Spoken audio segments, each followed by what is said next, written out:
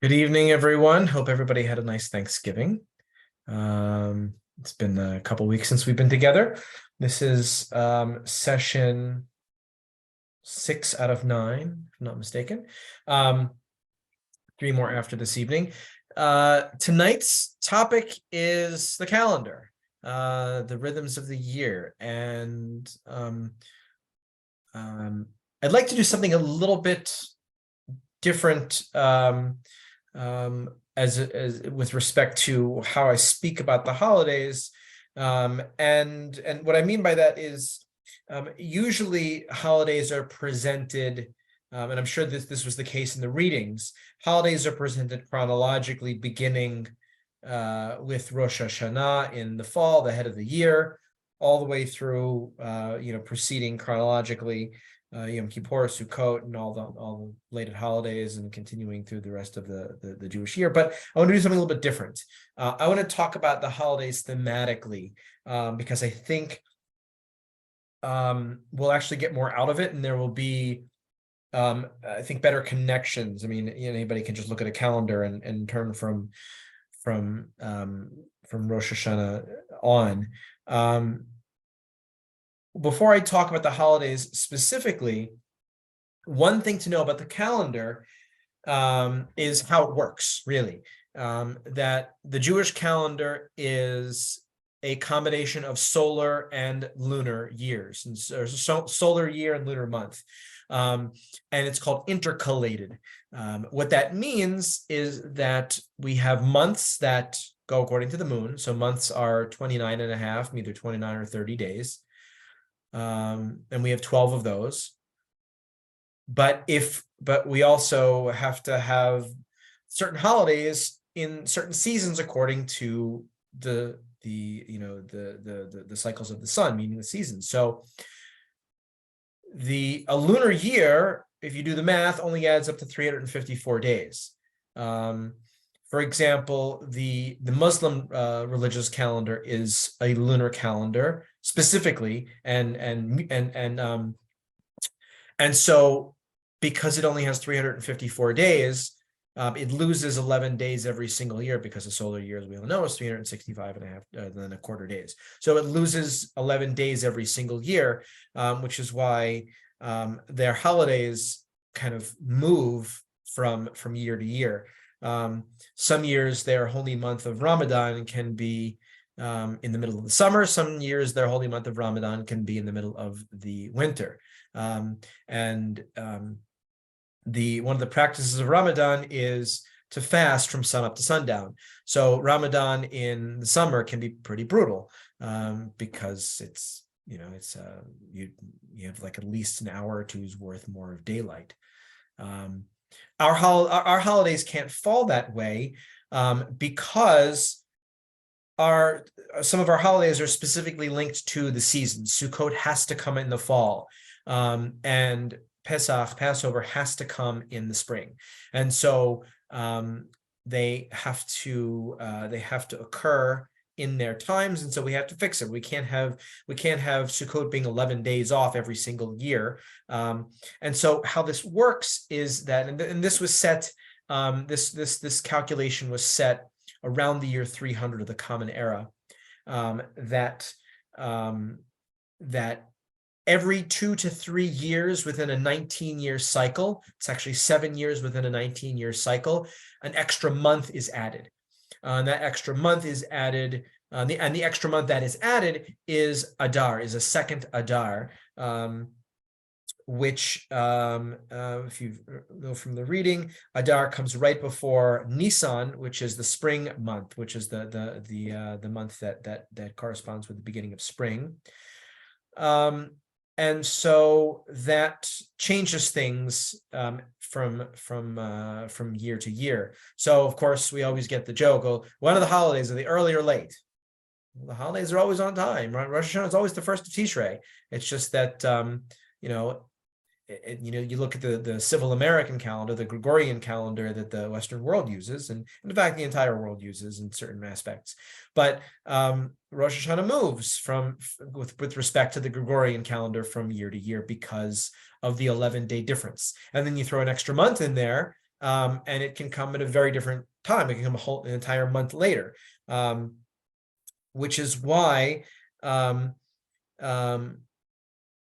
you can have Rosh Hashanah around Labor Day, and also Rosh Hashanah, as it was this year, at the end of September, because this was a specific year where the extra month of Adar was added in. It's also why some years, if you remember, that Thanksgiving lined up exactly with the first or second night of Hanukkah. That was in 2013, and actually last year it was like the day after Hanukkah. Hanukkah was the day after Thanksgiving, and yet there have been years where Hanukkah lasts from December 25th through January 1st, and so it can, and so Hanukkah can move because we add that extra month of Adar to make everything work out. The major holidays, especially the major festival holidays, we'll get to that in a second, always occur on the full moon, the 15th of the month.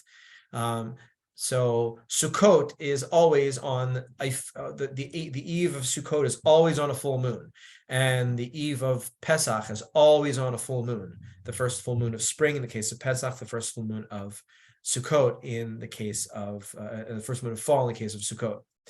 And so because those have to occur seasonally, Pesach is a spring harvest festival, Sukkot's a fall harvest festival, we have to make those adjustments with respect to the calendar. So with the way that it was done in ancient times actually was that you had to have two witnesses come to a rabbinic court and basically say, we saw the new moon, and once that was validated, that was affirmed, then you knew when the moon started, the month started, it was declared, and that was it. You knew exactly when it was, but that got to be problematic because you had different witnesses of questionable character, and then you had other people. You had different Jewish communities in ancient times who actually would mess with other communities' calendars.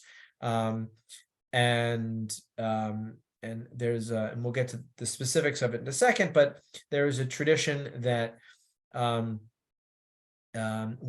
the new month was declared in Jerusalem, they would set a bonfire, and that bonfire would be a beacon to people outside of the land of Israel, and they would have these bonfires. There's a great scene of this. I think it's in The Return of the King, the third Lord of the Rings movie, where there's a really wonderful scene about them communicating, a call from miles and miles away. That's exactly how it was done for an ancient Israel, where in the Second Temple time, specifically when there were Jews living in Babylonia, where they would have these bonfires set up. So you'd light one in Jerusalem, and miles away you'd light one, and miles away you'd light one, and miles away you'd light one, and they would get to Babylon, hundreds of miles away, and they would know that was the time when the new moon started, and you could celebrate your holidays at the same time, even though you lived hundreds of miles away. However, there were Jews of different communities of different calendars, and they would mess with people, and they would set the bonfire on fire at a different time, and that would mess with everybody. And it got to be actually a very contentious thing in ancient times, where it defined, like, when you celebrate your holidays, defines who you are. It defines what your practices are, and so this got to be very contentious. And somebody eventually, a group of rabbis sat down and did some math and just figured out the calculations and said, okay, this is when it's going to be. This is how we're going to calculate our calendar.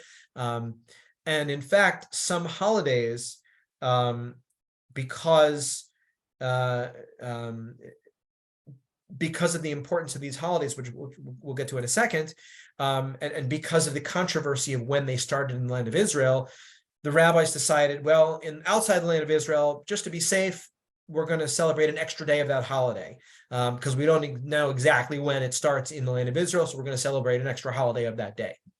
And that's called basically Yom Tov Sheni Shel Galiot, the second day of the festival in the diaspora outside the land of Israel, and that applies to certain holidays, which we'll get to in a second. So calendar issues were a big deal in ancient times, and they were finally fixed. But we have this lunar solar calendar, which again accounts for the new month, or the moon determining the month, the new month, and the sun determining the proper seasons in which the holidays have to fall. I'm going to pause there for a second. Any questions on that?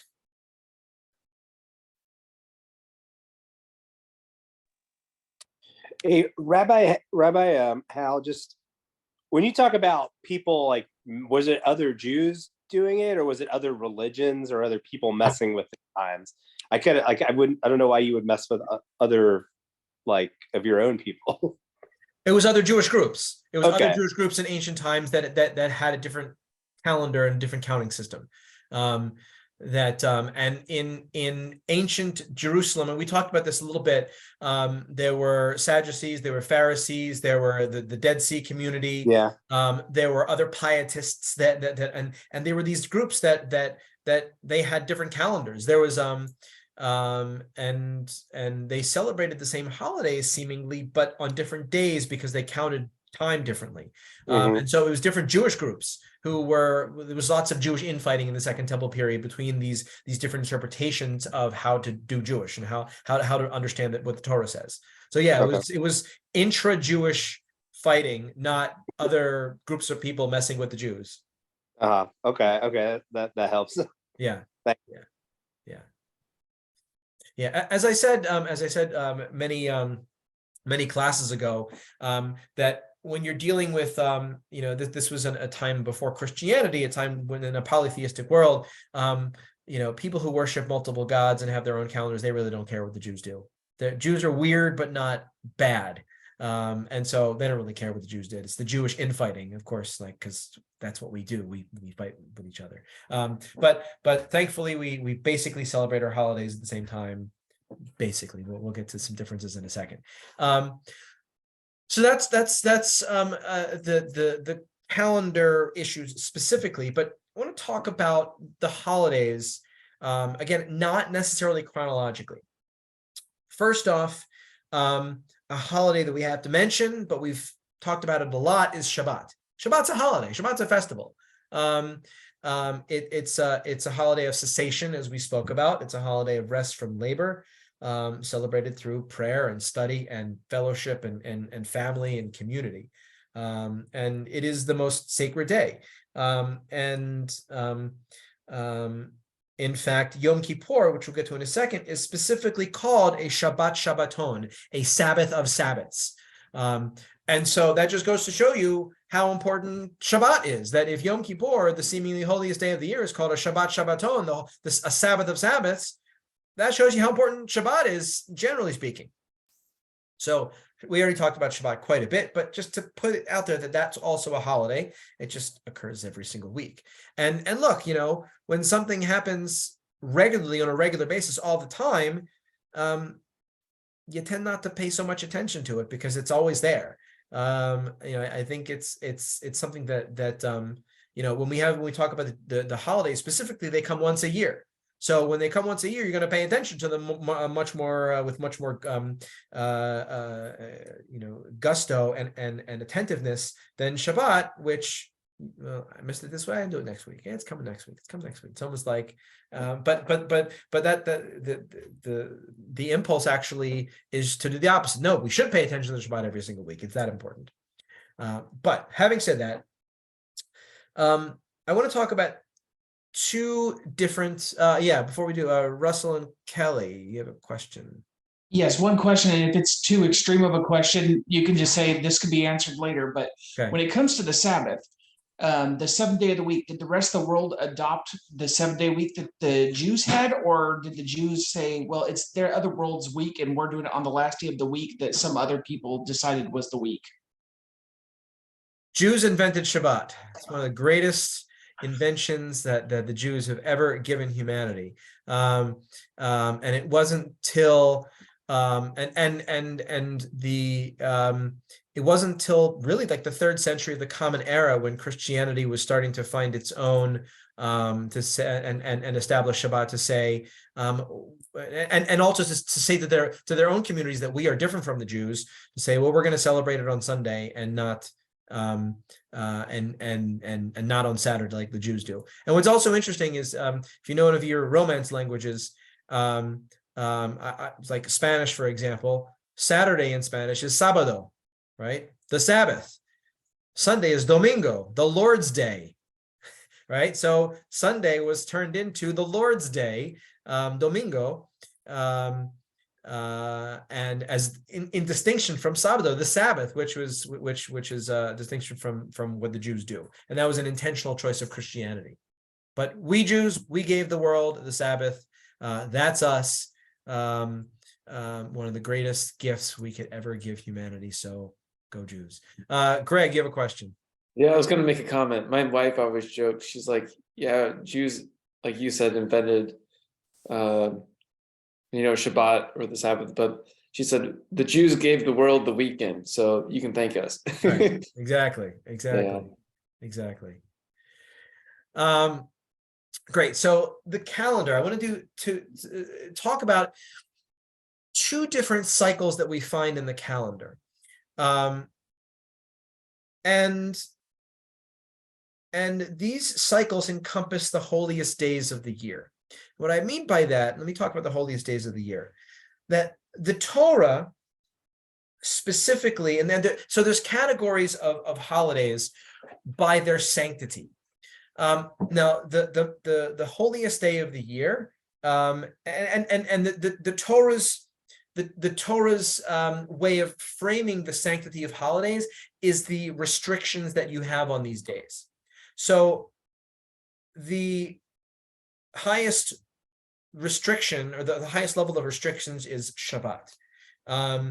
And equal to that is Yom Kippur. Yom Kippur has even more restrictions in the sense that you can't eat or beautify your body, or engage in sexual relations and things like that. It's a day of even denying the body, where Shabbat is engaging with the body, eating and engaging in relations with your partner. So there's restrictions that the Bible's the Torah ordains these holidays. And yet there's even subcategories. So God ordains Shabbat and points and appoints its time. So that's why Shabbat is the highest, because God commanded it and God appointed its time. God said every seventh day. The next level you have are the other festivals, which are the three pilgrimage festivals, Pesach, Shavuot, and Sukkot, and the other festivals of the seventh month, which the Bible which the Torah calls Yom Teruah, the day of sounding, which we now call Rosh Hashanah, and Yom Kippur, the Day of Atonement. So those are the 5 holidays besides Shabbat that the Torah speaks about, and these are commanded by God, but humans appoint the time. Because humans establish the calendar, we determine when they are. And there's also lesser restrictions. So on Rosh Hashanah and the other 3 festivals, you can cook, and according to the most traditional practice. Whereas Shabbat, you can't even cook. You can't even right, or at least light a fire. That's the essence of it, or cook food. So you have, in the Torah, you have the one festival that is appointed by God and commanded by God, appointed in time and commanded by God. The other 5 festivals are commanded by God but appointed in time by human beings. That's according to how we establish calendars. And then you have all the lesser festivals, and the lesser festivals are created by human beings and appointed in time by human beings. So those are all the lesser festivals, which are Hanukkah and Purim and Tisha B'Av, and the modern festivals of holidays of Yom HaAtzmaut and Yom HaShoah. And so those are kind of like in the hierarchy of the sanctity of the festivals. And in the highest sanctity, there are, I would say, 2 different triads of holidays. One is a universalistic triad, one is a particularistic triad. So what do I mean by that? What I mean by that is the fall holidays, Rosh Hashanah, the New Year, Yom Kippur, the Day of Atonement, and Sukkot, the Festival of Booths. All three of them are universalistic in theme. Rosh Hashanah is about the celebration of the created world. It's the renewal of the world. It's the head of the year. It's the day of remembrance, right? Yom HaZikaron. It's Yom Adin. It's the day God judges all humanity. That is not a particularistic Jewish holiday. It doesn't speak to any moment in the Jewish experience. It's uniquely Jewish in its celebration.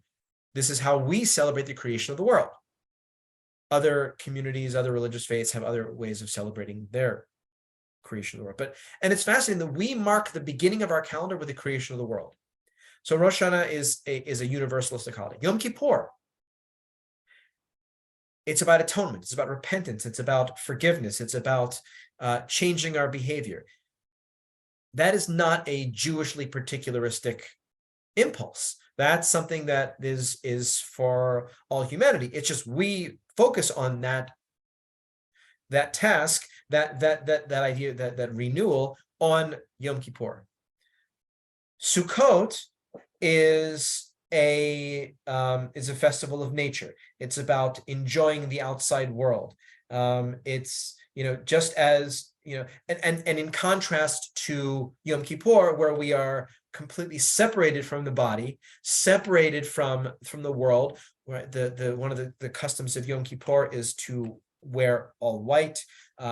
We deny ourselves everything of the body. We're almost like we are not even human beings. That we just focus on the self, the soul. Sukkot's the exact opposite. Sukkot says, go out, be in nature, build yourself a little hut, enjoy enjoy the fall, just as the seasons are changing. Witness the changes, witness God's presence in the natural created world. That's, again, a universalistic kind of impulse. And in fact, many traditions have fall harvest festivals. Well, we just had one, Thanksgiving. For the pilgrims, it probably did not occur in late November. It probably occurred much earlier, and they most likely based it off of Sukkot. But you have other fall festivals. You have in All Hallows Eve, which becomes Halloween in the kitschy commercial sense. But you have that. You have Oktoberfest in Germany. That's a fall festival. You have in Latin America, Dia de los Muertos, and all the different manifestations of that in Latin America. So this idea of a fall harvest festival is a universal idea, and so the fall holidays, and it's fascinating, like the holidays where most people show up to synagogue, or Rosh Hashanah and Yom Kippur, are actually not particularistic in their in their meaning. So that's one triad of holidays. The other triad of holidays is Pesach, Shavuot, and Sukkot. Notice I said Sukkot twice. It's in both triads. It's kind of intersects. These three, Pesach, Shavuot, and Sukkot, falling in the beginning of spring with Pesach, Shavuot late spring, Sukkot in fall, have multiple components to them. One of them is that they are harvest festivals, and that's the way the Torah describes them, and that's the way they were celebrated in ancient Israel. That Pesach was the barley harvest. Shavuot in late spring was the wheat harvest, and Sukkot was was kind of like the great harvest at the end of the growing season. And the names of these holidays is, as described in the Torah, is called in the Torah, speak to these. So Pesach is Chag HaAviv, holiday of spring. And Shavuot is the Chag HaKatzir or Chag HaBikurim, the feast of the harvest or the feast of the first fruits. Or it's also called Atzeret, the concluding feast of springtime. And Sukkot is called the Chag HaAsif, the festival of the ingathering. And also just Hechag, like just the festival, because in ancient times it was the biggest party, that people would come to Jerusalem to bring their festival. There was prayers for rain on Sukkot because the rainy season was beginning in the fall. So all these are agricultural festivals. They're called the Shalosh Regalim, the 3 pilgrimage festivals, because people would go to Jerusalem for these festivals. Jews from all over either the land of Israel or all over the Jewish world in the diaspora in the Second Temple period. And if they couldn't go, they would send donations of money so that their money could be spent on temple sacrifices or temple offerings. So these are very particularistic, linked to the agricultural cycles of the land of Israel. And that's the way the Torah speaks about them. That's the way they were celebrated in ancient times. And yet there's also an historical development, the historical dimension that was overlaid onto all these holidays, which has some of its hints of this, or in the case of Pesach, it's very explicit in the Torah, but the rabbis elaborate and add more onto these holidays, especially after the destruction of the temple, because these holidays were so important. But yet, what do you do in a post-temple world? Well, you imbue these holidays with new meaning. So Pesach was easy because Pesach was always related to the Passover sacrifice, the sacrifice of the lamb that was sacrificed upon the exit of Israel from Egypt. And so Pesach celebrates the exodus from Egypt. In fact, it's pretty clear if that Pesach and the festival of unleavened bread were 2 separate holidays in ancient times, and they just happened to like bump up against each other. So the Pesach, the Passover offering, was actually offered on the afternoon of the 14th of Nisan, and you ate it on the evening of the 15th, which is also when the festival of the spring harvest festival occurred, that Chag HaMatzot, the festival of matzah. And so those holidays kind of were brought together, and Passover, of course, became this multi-layered holiday celebrating the exodus from Egypt. In the Torah specifically, you find that there is a counting period between Passover and Shavuot, the festival of weeks, right? There's a period of 7 weeks. And this agriculturally was called the Omer, that an Omer, it's a measure of grain, was brought every single day to the temple, culminating in Shavuot, which was 50 days after Pesach. And that Omer period turned into a period of transformation and wandering under the rabbis. And Shavuot for the rabbis became the rabbis called Zman Matan Toratenu, the time of the giving of the Torah. And so through some calculations in when events occurred, the rabbis say that the Israelites arrived after their journey from Egypt at Mount Sinai and received the Torah on Shavuot. So Shavuot has become a holiday about Torah, a revelation of the revelation of Torah at Sinai. So Shavuot now has this historical dimension. So Passover has the historical dimension of the exodus from Egypt. Shavuot has the historical dimension of revelation at Sinai to the Israelites, to the Jewish people.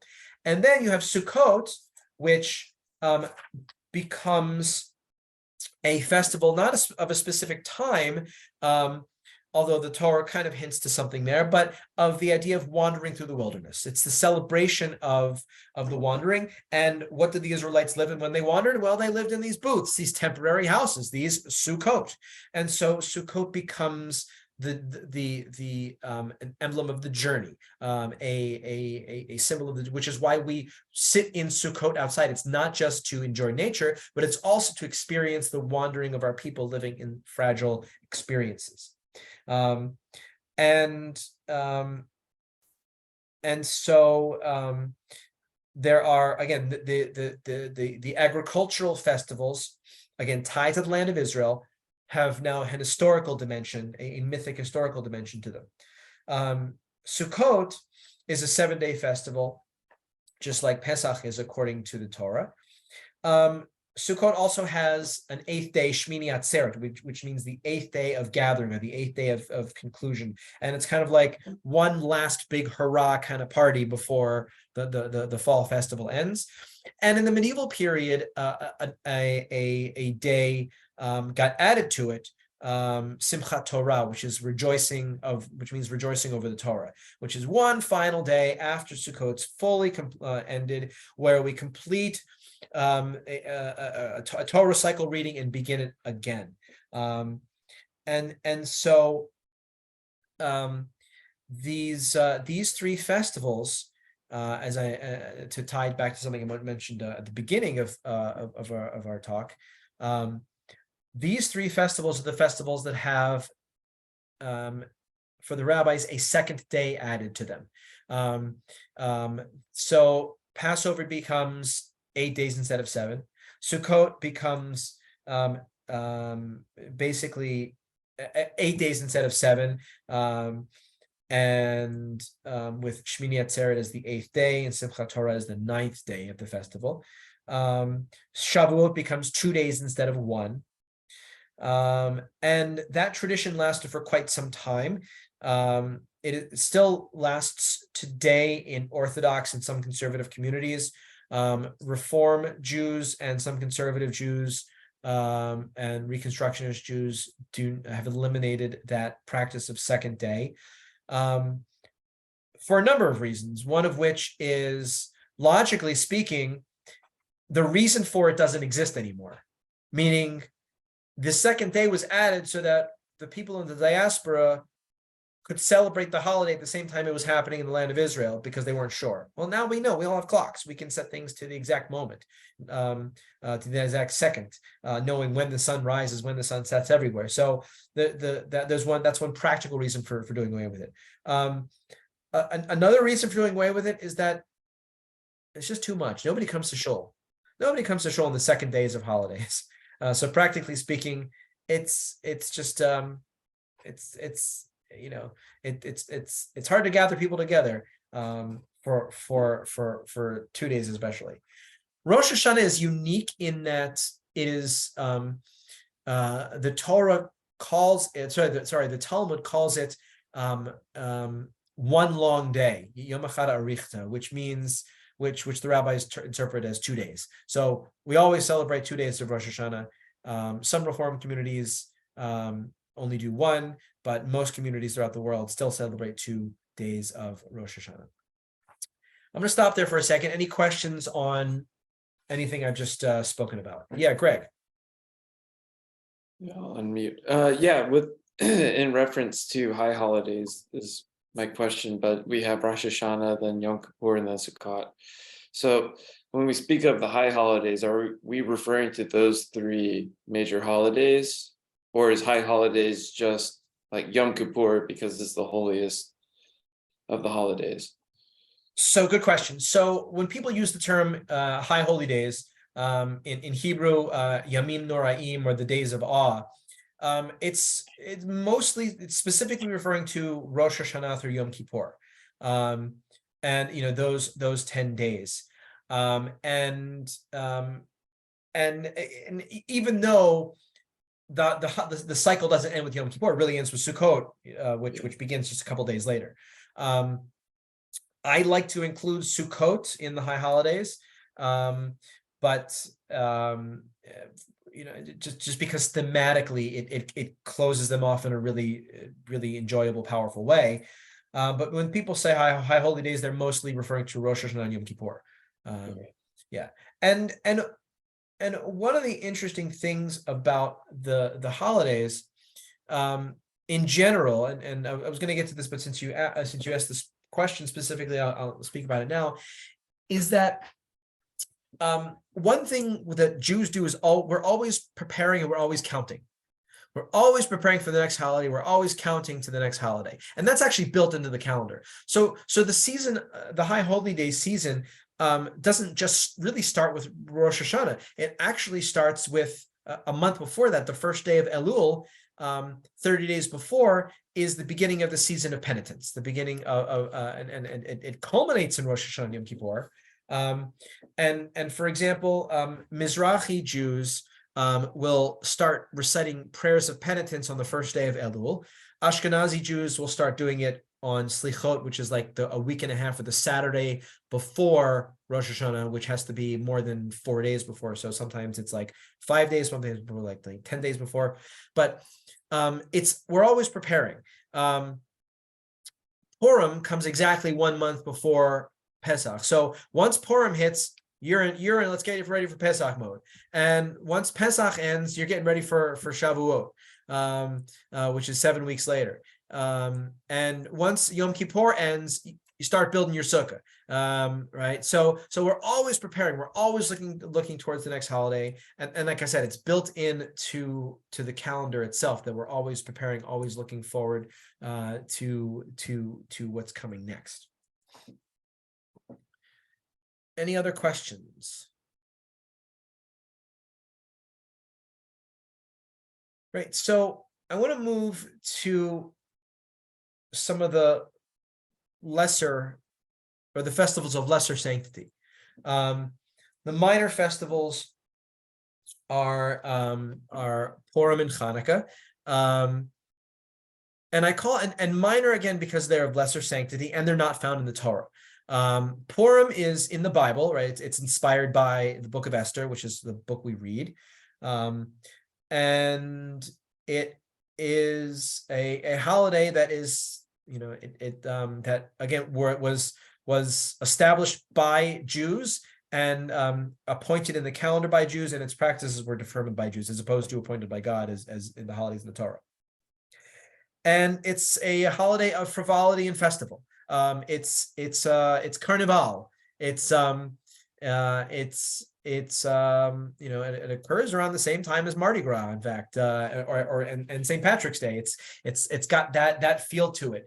And the story itself is one of twists and turns and overturnings and irony, and the opposite happening. And so that's how we celebrate it. I know people who celebrate Purim by doing headstands because you're supposed to flip everything upside down. That most holidays are introduced.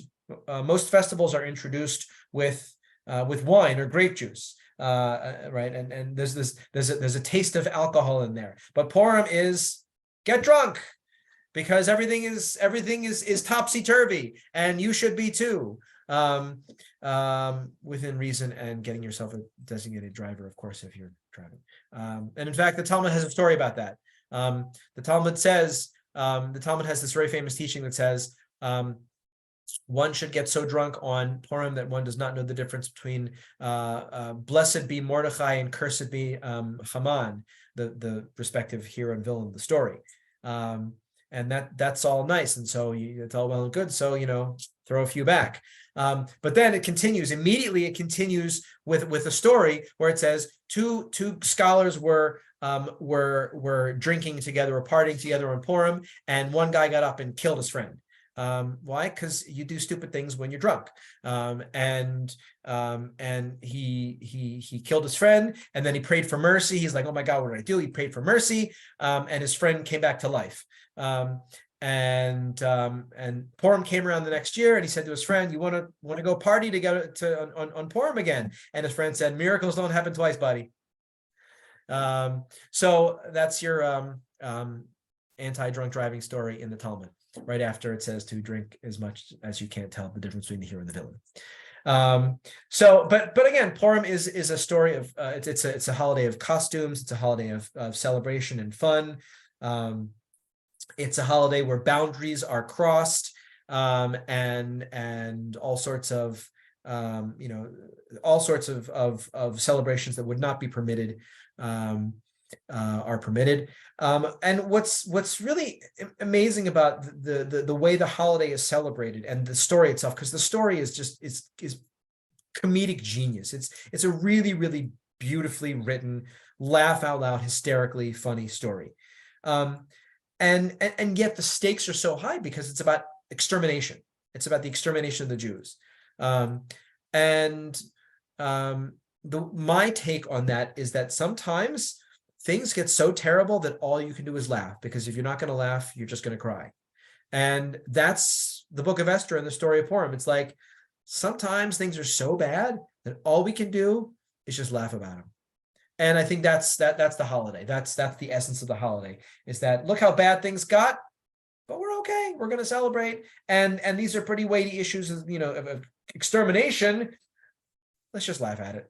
Let's just laugh at it. So that's Purim. And then next holiday, Hanukkah, coming up in a couple of weeks. So we'll go back for a second. Purim, the word Purim literally means lots. It's a gambling term. And so it was the pur is a Persian word for a lot, for something that you like a dice, you spin the dice. Hanukkah, the word means dedication, comes from the idea of dedicating dedicating the temple, and it is based on the story of the Maccabean revolt against the Greeks in the 2nd century before the Common Era.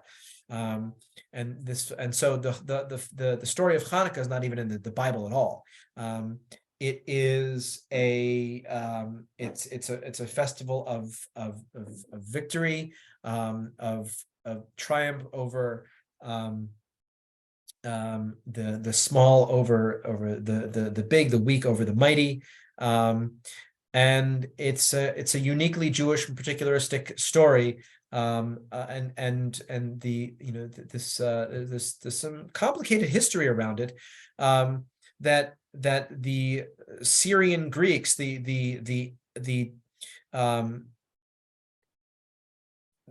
descendants of the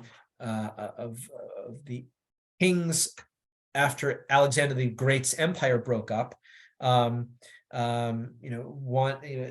for hundreds of years, Jews had actually very good relationships with Greek rulers. There was one in particular, Antiochus or Antiochus, however you want to pronounce it, the fourth, who was pretty mad. He was he gave himself the nickname Epiphanes, God made manifest. Shows you how much he thought of himself. But his nickname was Epimanes, which is madman, because he basically forced Greek culture on the Jews. And many Jews, in fact, some Jews brought him in. And so the festival of Hanukkah was an intra-Jewish struggle. Notice we're arguing again. An intra-Jewish struggle of Jews who wanted to Hellenize and welcoming Greek culture, and other Jews who did not. And there was that, there's always the negotiation of what other greater culture can we bring into our lives and still still maintain the essence of who we are, the rhythms and the practices of who we are, and what crosses a line. Well, some Jews didn't care about that line and wanted to bring in all aspects of Greek culture, and other Jews said, no, that's a line we're not going to cross. That's a red line for us, and we're going to fight. And it was the revolt was instituted by a priestly family, the Hasmoneans, led by Mattathias and his son Judah the Maccabee. And it's a very complicated history. The liberation and purification of the temple happened after only 3 years into this revolt, but the Greeks are still around. And so this war goes on for another 15, 20 years. And it results in Jewish independence, and Jewish independence only lasts another 100 years because the Romans come in, and that's a whole other story for another time. But the holiday is limited to this one particular incident in this war, a very important one of liberating the temple, and a fight for religious freedom in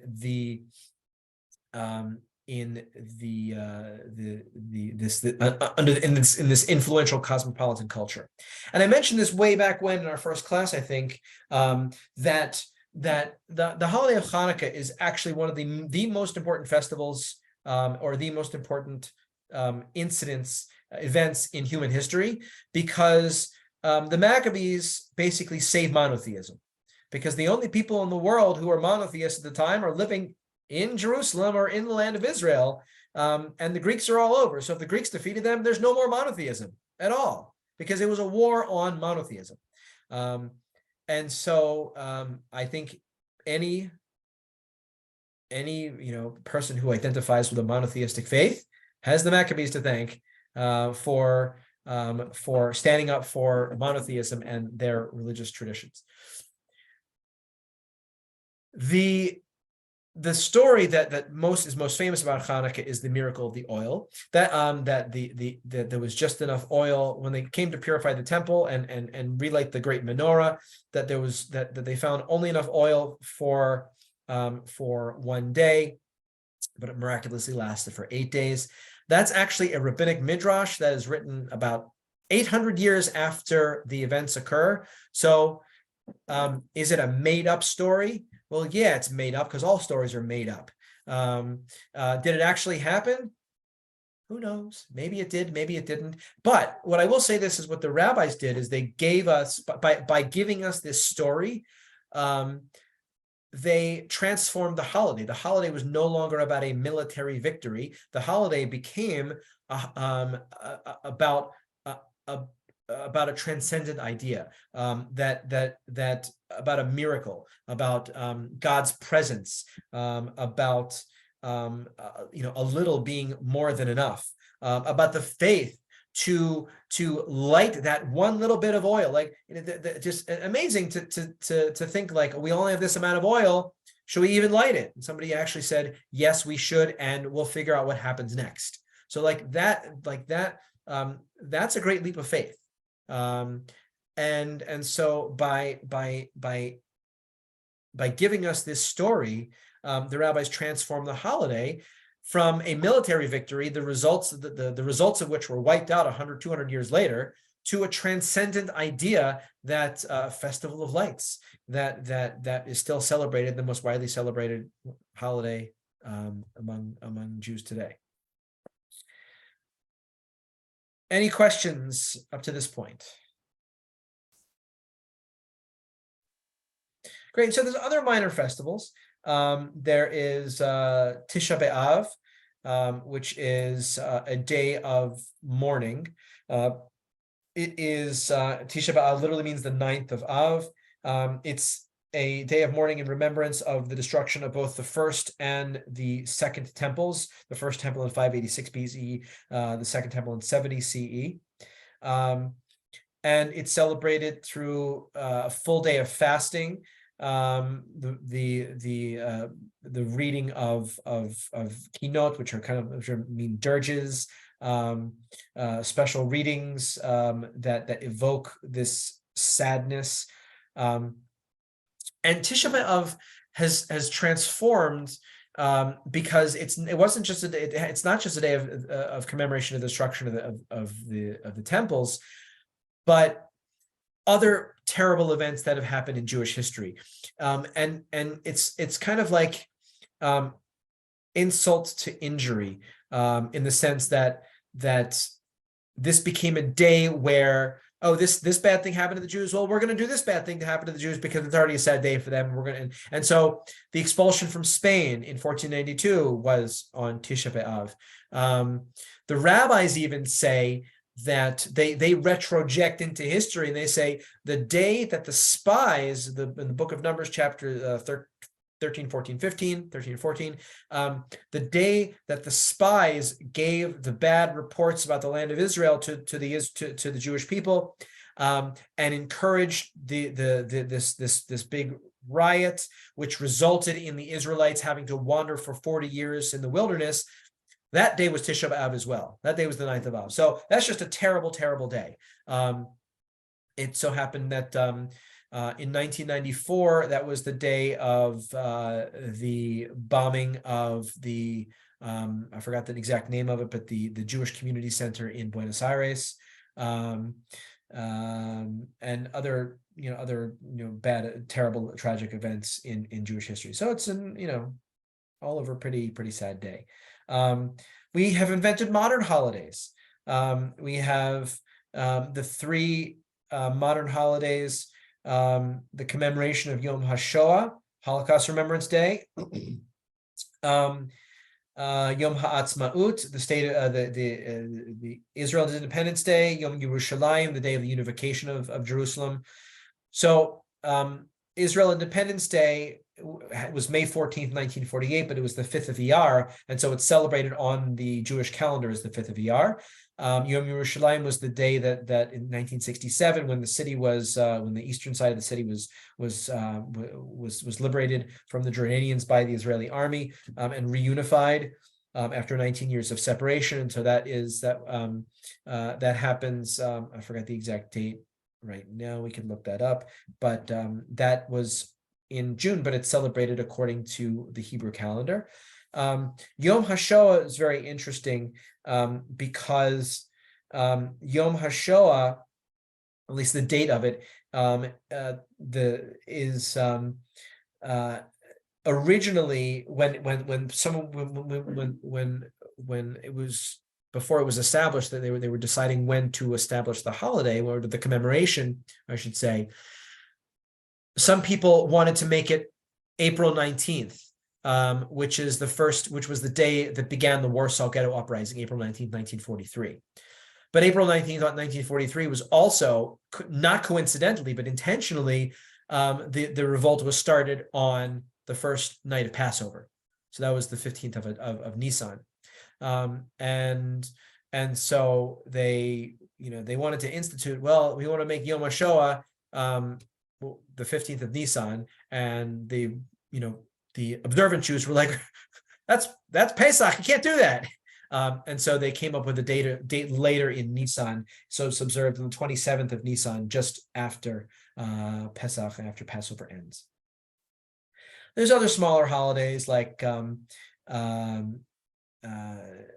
Tu B'Av, which is the Jewish Day of Love, which happens a week after Yom Tisha B'Av. There is Tu B'Shvat, the 15th day of Shvat, which is a day of agriculture and recognition of the agriculture of the land of Israel. Tu B'Shvat actually used to be kind of like it was the April 15th of ancient Israel. Everybody knows what April 15th is. It's the day you pay your taxes. Well, that was Tu B'Shvat. Tu B'Shvat was the day that you began to calculate all of your agricultural earnings, and in order to tithe for the temple. And so that got turned into a day of, instead of counting your agricultural earnings, celebrating agriculture, especially agriculture of the land of Israel. So that's that. Again, these are, and that got developed in all sorts of interesting ways by the mystics in the land of Israel in the 16th, 17th century. Any questions so far? I've covered a lot. Again, not chronologically, but by sanctity, and in quote unquote importance in the Jewish calendar. Any questions?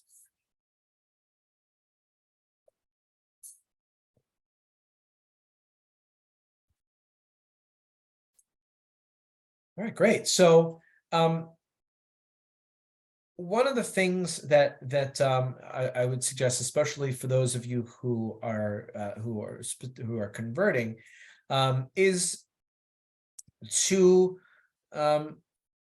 celebrate a full cycle of these holidays. And being Jewish is part of being Jewish is experiencing all of these festivals or commemorations. I think it was one of the founders of modern Orthodoxy, Rabbi Samson Raphael Hirsch, who said I mentioned this before, I think the catechism of the Jew is the calendar. That it's not about creed, it's not about statements of belief, but it's about living in the rhythms of Jewish life, and that's what these festivals are.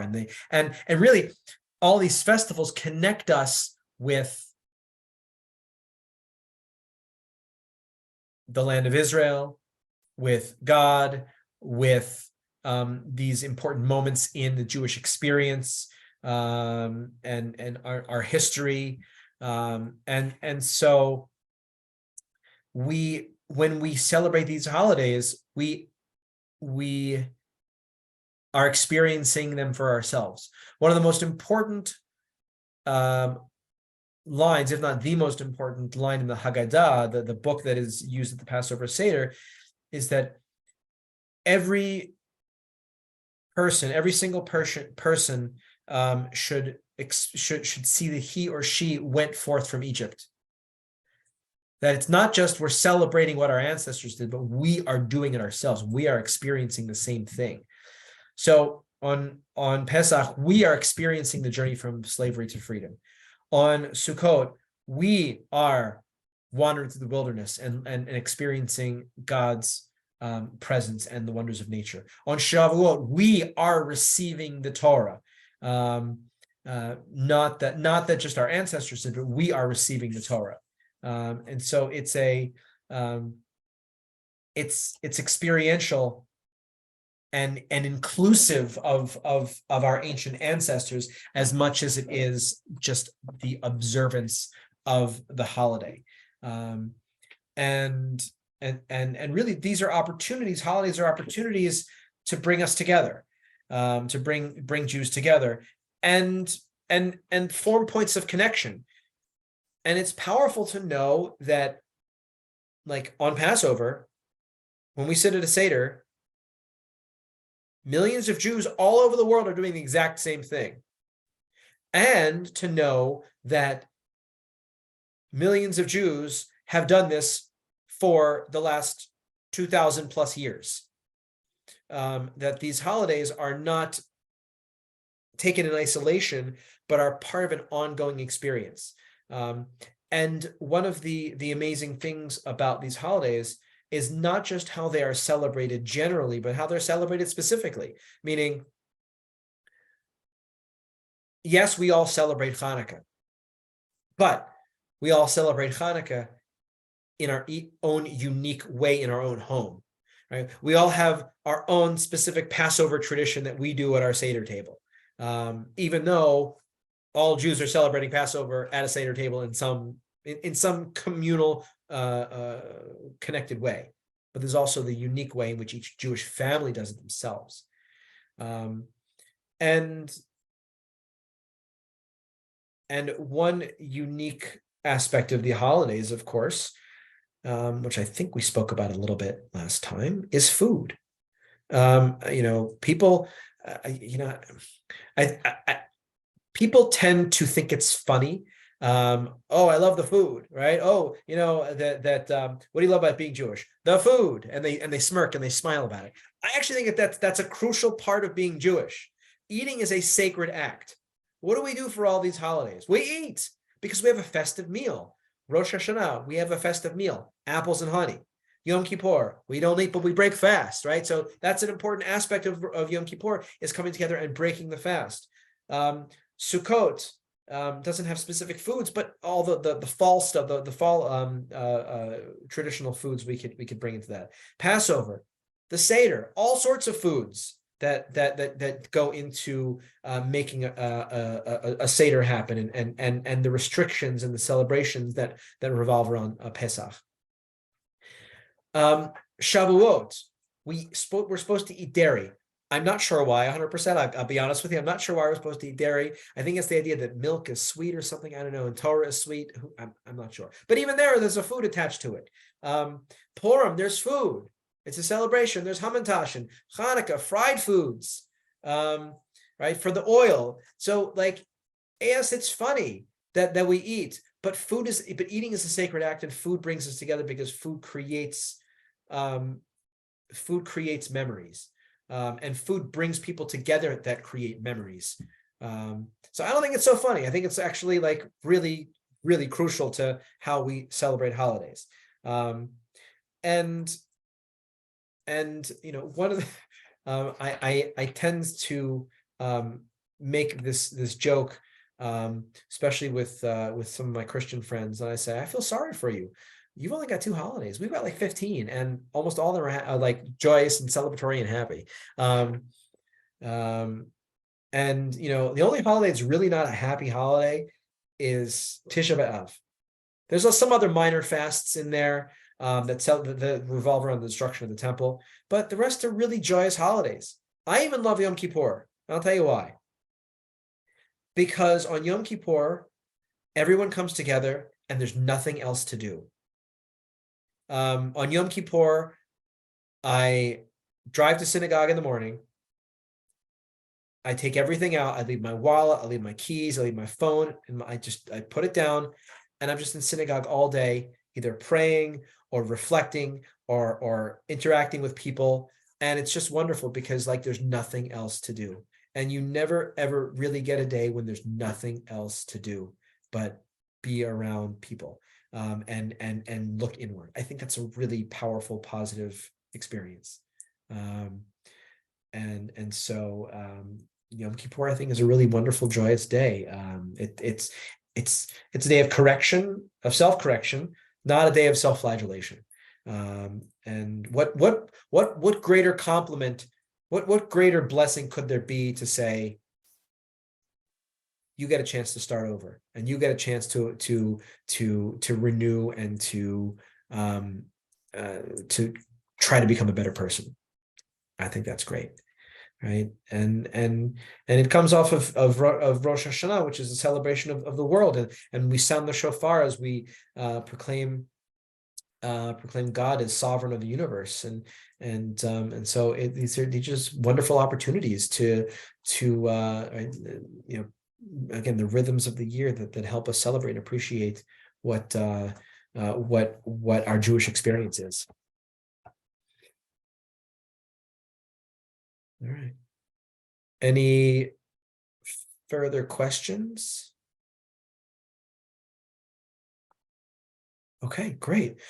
Next week, we're back again. We will speak about life cycle events, the rhythms of life, and how Jews sanctify important points in our lives. So have a wonderful rest of your week. And again, certainly encourage everybody to come to services, come to Torah study, other congregational events and things like that. Hope to see you soon. Have a good evening. Bye-bye. Thank you.